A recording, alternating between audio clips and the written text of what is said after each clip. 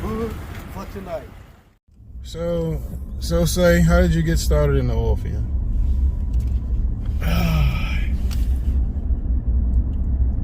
It was. I can't even tell like how, but it was a blessing. I just say that it's a blessing. That I met with one guy. He is one of the like the manager in the oil field here. Yeah, so I talked to his father. And his father told me, like if I want to work in the oil field, and I never heard about oil field work before. So yeah, I told him, yeah, maybe not. Yeah, but also you got to give them everything, man. The CDL is how you got here. Otherwise, you would have went into some other part of the oil field. Yeah. Like if you didn't have the CDL, you would have been over there by the flowback guys, strapping tanks or something. Yep, that's right. And then he was asking like, "Hey, you have a CDL?" Say, "Yeah, I have like at least 1 year, 1 year and a half experience on the road." Oh, he said, "Okay, that's good." So yeah, he told me like, "Yeah, call and find out if you're able to go there." And yeah, I just give a call and see if they need anyone. But it was the time that they were like kind of like hiring. Yeah. So I was lucky to get into the oil field. And what do you like about the oil field now? What is your overall impression? Just start from when you first started, and then we'll go from there. Yeah. First, when I first started, it was tough because like I think I was screwed up different. Hey, since you said that, I also want to bring up another thing. To anybody out there, this is Shay. This is Say sharing his story, and for any of you guys that have never worked in the oil and gas industry, especially if you haven't done the type of work that we do, it's really man work. We have to troubleshoot stuff. Okay, this isn't working. This is not fixed. This is leaking. This is come apart. Some kind of way, it's gonna get fixed because there's not another option for it not to get fixed. Just like last night, that was getting fixed one way or the other. One way or the other, that was getting fixed. Mm-hmm. And we tried some stuff that didn't work. We tried this, that didn't work.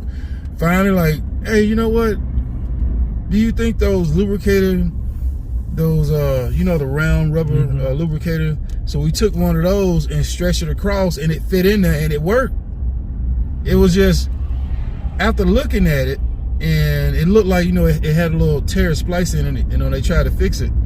I'm like, okay, if that didn't work because it's a smaller size rubber ring in it, well, if we stretch out the ones for the lubricator and put that in there, it's actually gonna, decrease in size. And it was perfect. It fit right in there. We put a whole bunch of high pressure grease in there, and then we put it on there. The sucker completely stopped leaking.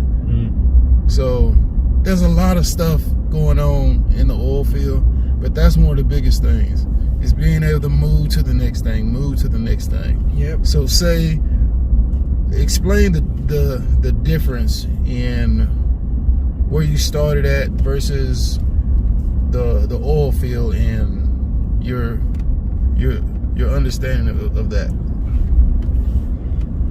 Yeah. I mean, like, first time when I started out, I know nothing. Come up from zero. I mean, like, it's give me like a little bit nervous to walk, in a place that I never been. And also all the equipment was like, never see that before. And also all the tool, I don't even know what do we call this tool. Yeah. You just know we use it for. I know that, like, okay, these two was like used for this purpose, but what is the name of it? Yeah. And when I first started, they were asking like, hey, say, go give me a crescent wrench. instead of getting the Christian wrench, I bring a bunch of wrench. Yeah. And go give me something, you know, like the tool. And I was like, huh? What is that? You know, I have someone to just, you know, try to run here. This is the tool. Yeah. This is car. This one is used for this. Okay. Try to remember it. Try to memorize it. Even when I back to the hotel, I try to think. Okay, that's a lot of stuff to heap on a person at one time. Yeah. It's one thing, you know, if you have like a mechanic background or you know something like that. But having never worked in it, you know, because like you said, you know, you were driving trucks. Driving trucks is not really, you know, you may check your air, but you ain't supposed to go work on stuff. Mm-hmm. What the heck are you pointing at? What you think somebody supposed to hit you? And you sitting in the car, she got a sign. Anyway, go ahead, sir.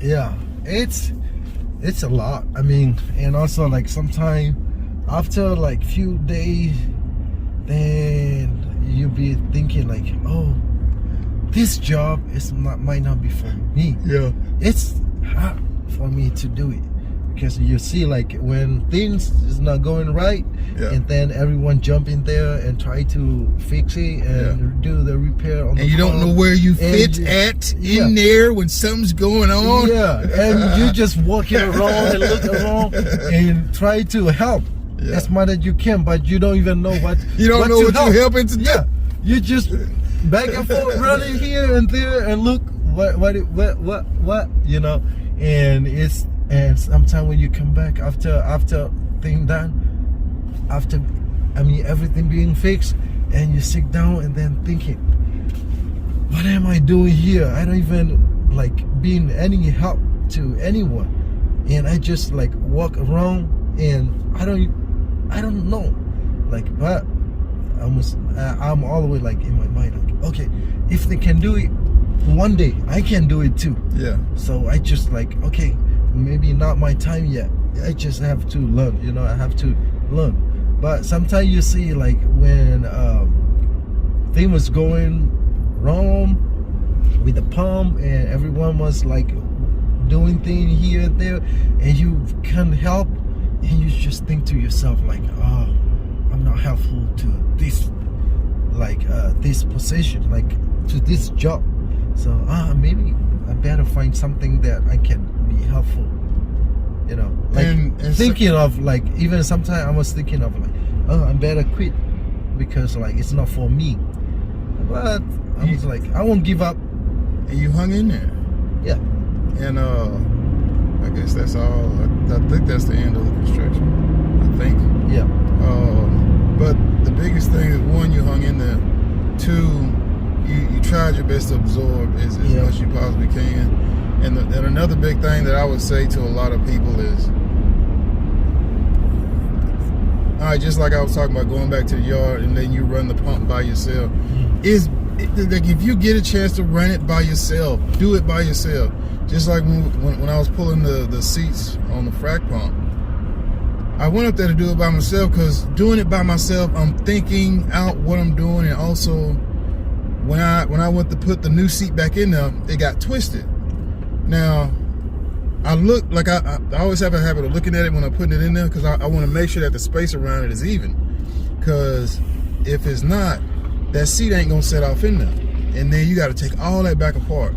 Well, if they don't put it on a test stand or nothing, and they take it out there, and then they find out, okay, you got to get the seat puller to get the seat back out of there again. Mm-hmm. So while we were in the wash bay, I went ahead, pulled it back out, and then put it back in there and just kind of looked at it, because it was in there straight.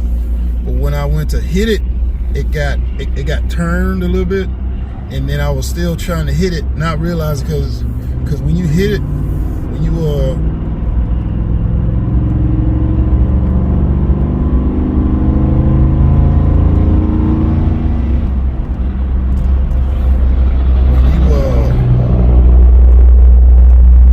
you hit a seat, you have to hit it. So the first time I hit it felt normal, but then about the second and third time I hit it, I'm like, okay, wait a minute, something don't feel right. then I tried to hit it back to get it straight, and it wouldn't work. And I was like, please come out of here. Please hope I don't have to put that pancake back on there, put the all thread duck bill and all that. And it's sitting sideways, so the all thread is actually at an angle. But luckily, we got it out and put it back in there right, and we came back out here and tested it. So there's little small stuff like that that people don't think to tell you when you're giving them a hand. And it's one thing if you have an opportunity to do it yourself, think it out, and just have somebody floating by, to help you, give you a hand when you need it. But you do the process and think it out. That's how I got better at doing pump maintenance. Because when I was at Neighbors, they used to do fracking, and I would see the guys do the pump maintenance. I really didn't know what they were doing, didn't know what I was putting my hands on, but I saw what they were looking at, and okay, I need to do this by myself without somebody. Even if you just do one hole, complete everything, seats, seats and packing just in one hole. Just you doing that by yourself, you'll have the process of, okay, this goes in here. Okay, no, you can't turn that around that way. Same thing when you take that packing out, it has to go in there the same way.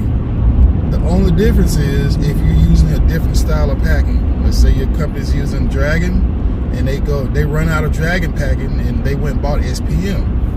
The stuff does the same thing, but it may not go the same way in there.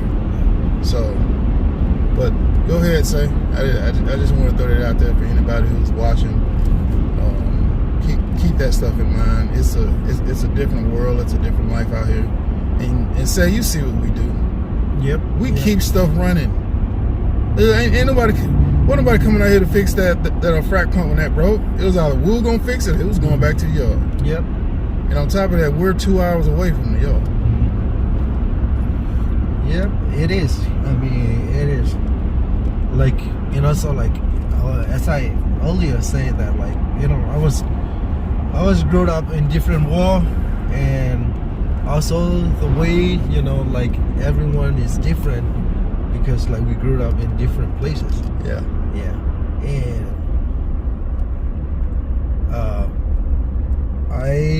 I personally don't keep anything in my heart. Like, if something going wrong, you might see, like, sometime your co-worker or your supervisor might get mad because there's too many things going wrong. Yeah, and trying to rush. Yeah, trying to hurry up. Everyone tried to hurry up and rush, and you was like in the middle of, like, you don't know yet. So it's just trying to helpful, but in that case, like, sometimes I have to pull myself back. Oh, okay. So, like, hey, if like, I try to help, but I don't know how to talk this out. So if I jump in and try to help, and I might be making it worse, and then make my supervisor or my coworker get mad at me, like. So I was like, okay, I put it back a little bit and see, like, what they want from me. Like, they know what they can use me for, so they just jump in there and then doing stuff. And if they need any tool, they will be like, okay, say, go get that, go get this. And then okay, that's my field. That's when I'm been running and grabbing and bringing it out. Other than that, because I don't want to jump into something I don't know and make it worse. Knowing where you fit in until you can fit in to more of the big picture. It's just like you said, you wanted to do the man basket. The thing was, I was just waiting on you to start doing it before I start walking over there. Because if I'm not in the pump, I'm going to go do whatever the next thing is. If ain't nothing going on at the pump, I done already checked fluids, or we ain't doing something, I'm going to whatever the next thing is that needs to be done. That way I get to stay busy, the day goes by faster, and we can all get done. Yep, you're right. And the road's gonna get a little bit rough, so we may have to talk up a little bit over the noise. But if y'all can hear it, awesome. If not, it's all good. But say it's been a joy working with you, man. You are awesome. What's gonna happen? I assume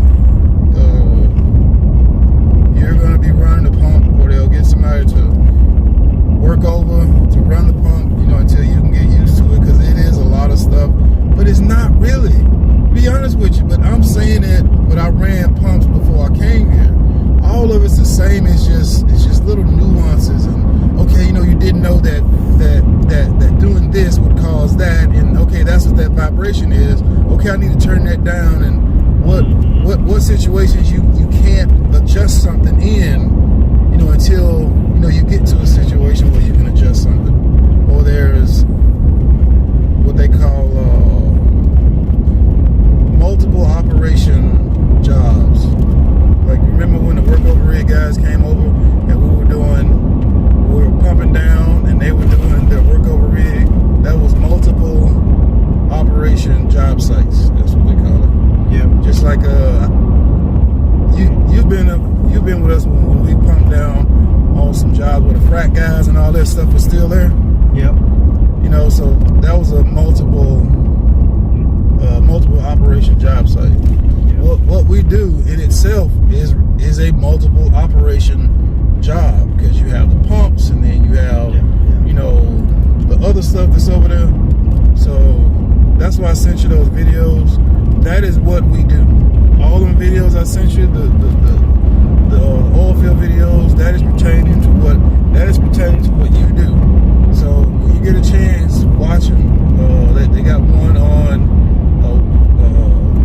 BOPs and what the BOPs do and how they do different things and what they're for. It's just like I've been here over a year. I don't know by looking at those flanges which one is 10K, which one is 15K. I have no idea. And sometimes maybe like James will walk up to it, be like, yeah, that's a 10K. Like, how do you know that? It's like it says it right there on it. I get to looking around like, what are you talking about? Ain't nothing on here. It's like, yeah, right there. And you can see this barely been painted over 15 different times. Barely can see what looks like a slash, and I think that's a number K. Okay, all right, that'll work. But there's a lot of stuff out here in the oil field. There's a lot of stuff. Yeah, there's a lot of opportunities, especially for people that want to do something different. Especially if you want to challenge yourself. It's something I wish I'd have got into, when I was in my 20s. But you have family and kids, so it's different. Because if you'd have gotten into it earlier, you may or may not be here. Yep. And there's another drilling rig over there. And that's us like way over there. So you see it? Yeah.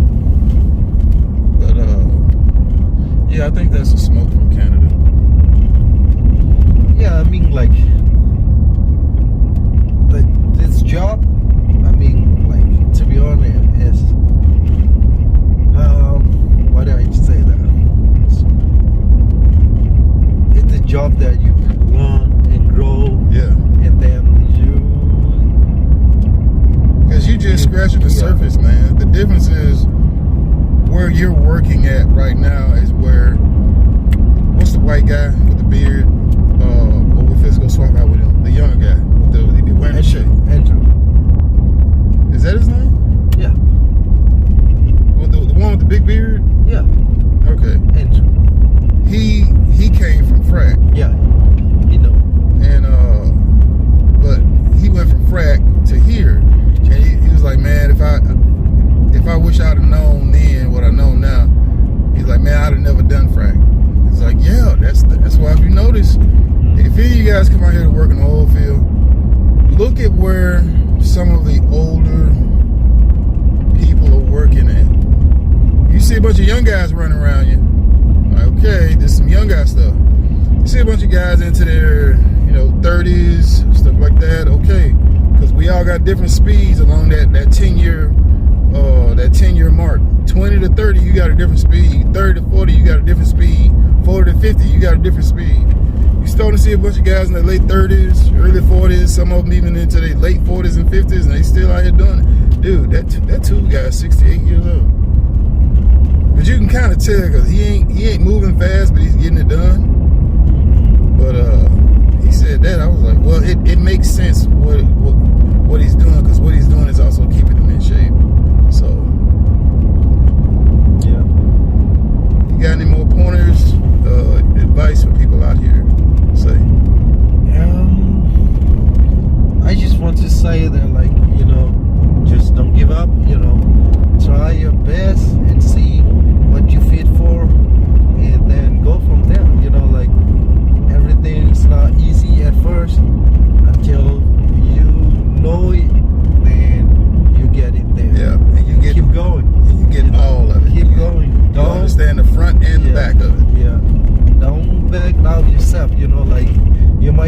might not get into like negative 65 before, or like, you know, like even like you might not never get to like a negative 10 outside, you know. Yeah. But here, yeah, you will have to face that challenge, you know.